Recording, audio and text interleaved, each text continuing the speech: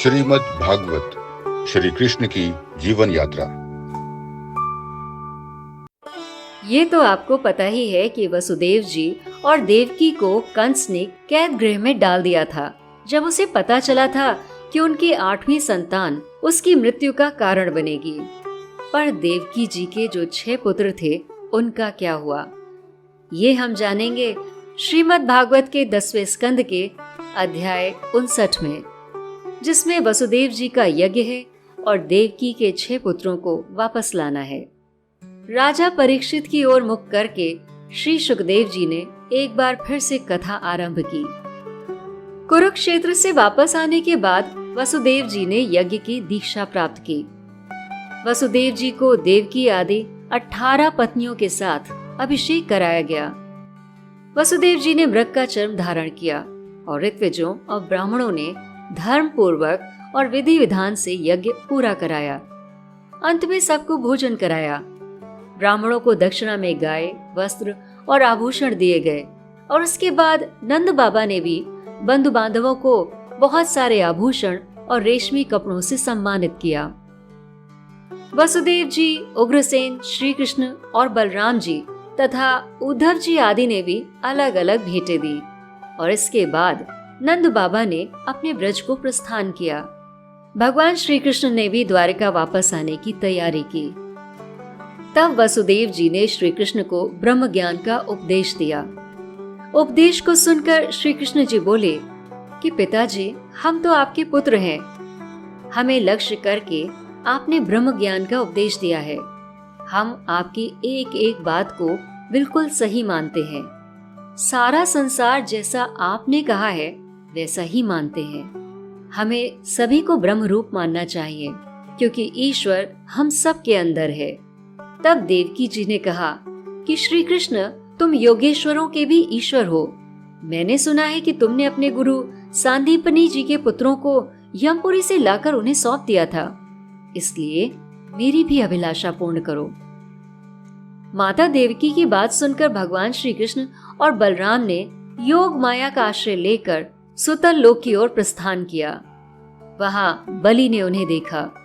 उसने उठकर भगवान के चरणों में प्रणाम किया और उनके चरण धोकर उनका चरणोदक अपने सर पर धारण किया। तब भगवान श्री कृष्ण ने बलि से कहा कि दैत्यराज, स्वयंभुव मनवंतर में प्रजापति मरीचि की पत्नी ऊर्णा के गर्भ से 6 पुत्र उत्पन्न हुए थे। वो सभी देवता थे। वो ये देखकर कि ब्रह्मा जी अपनी पुत्री के साथ ही समागम करना चाहते हैं, हंसने लगे, उनका परिहास करने लगे।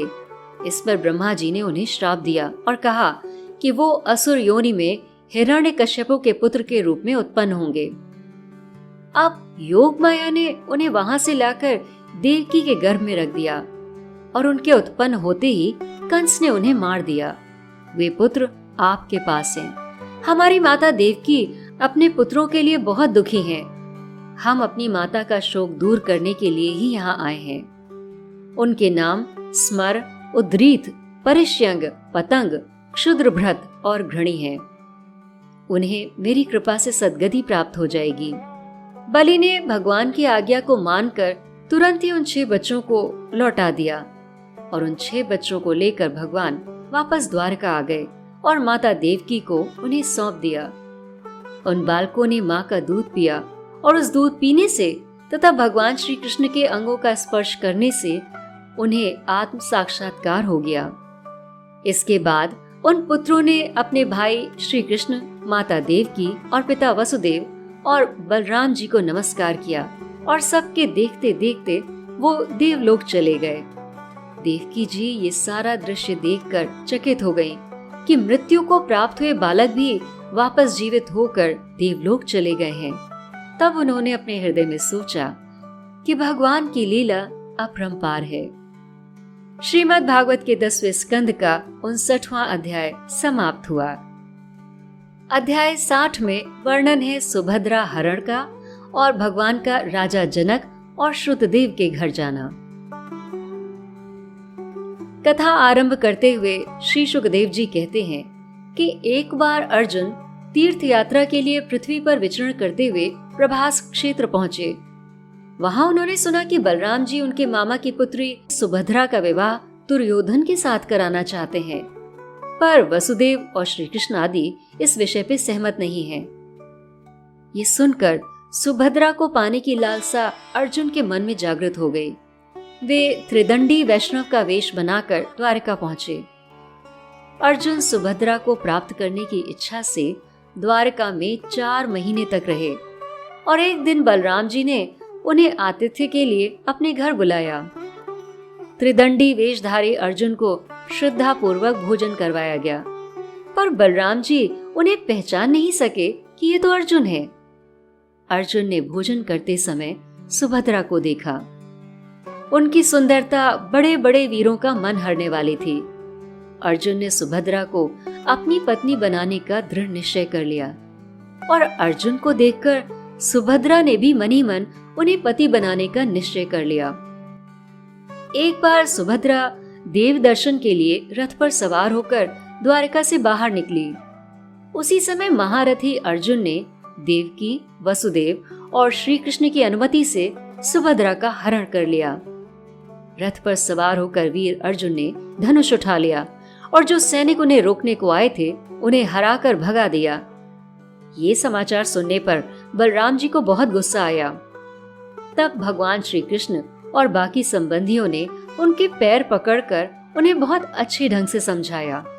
तब जाकर वो शांत हुए और इसके बाद बलराम जी ने प्रसन्न होकर वर वधू को आशीर्वाद दिया और धन, सामग्री, हाथी, रथ, घोड़े ये सब दहेज में दिए। श्री शुकदेव जी कहते हैं कि विदेह की राजधानी मिथिला में एक गृहस्थ ब्राह्मण था। उसका नाम श्रुतदेव था। वो भगवान कृष्ण का परम भक्त था।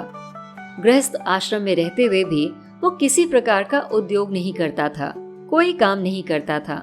जो कुछ मिल जाता था उसी से वो अपना गुजारा कर लेता था। उसी देश के राजा बहुलाश्व भी भगवान कृष्ण के बहुत बड़े भक्त थे। एक बार भगवान श्री कृष्ण दोनों से ही प्रसन्न होकर द्वारका से रथ पर सवार होकर विदेह गए। भगवान के साथ नारद, वामदेव, अत्रि, वेदव्यास, परशुराम, असित, आरुणि, शुकदेव, बृहस्पति, गणव, मैत्रेय, च्यवन ये ऋषि भी गए। भगवान श्री कृष्ण श्रुतदेव के यहाँ महात्माओं सहित गए। तब श्रुतदेव ने भगवान और उनकी मंडली को फल, पुष्प, तुलसी इन सब से पूजन करके उन्हें स्वादिष्ट भोजन कराया। इसके बाद भगवान श्री कृष्ण बहुलाश्व के यहाँ गए। वहाँ भी उन्होंने बहुत ही अच्छे ढंग से भगवान की पूजा करी और उन्हें स्वादिष्ट भोजन कराया।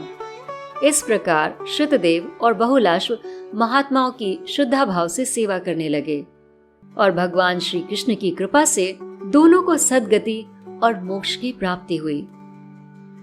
जैसे भक्त भगवान की भक्ति करते हैं, उसी प्रकार भगवान भी भक्तों की भक्ति करते हैं। वे अपने दोनों भक्तों को प्रसन्न करने के लिए कुछ दिनों तक मिथिलापुरी में रहे और उन्हें साधु पुरुषों के मार्ग का उपदेश देकर वो वापस द्वारका लौट आए। इस कथा के साथ ही श्रीमद् भागवत के 10वें स्कंद का अध्याय 60 समाप्त हुआ। मेरे साथ बोलिए ओम नमो भगवते वासुदेवाय। ओम नमो भगवते वासुदेवाय। ओम नमो भगवते वासुदेवाय।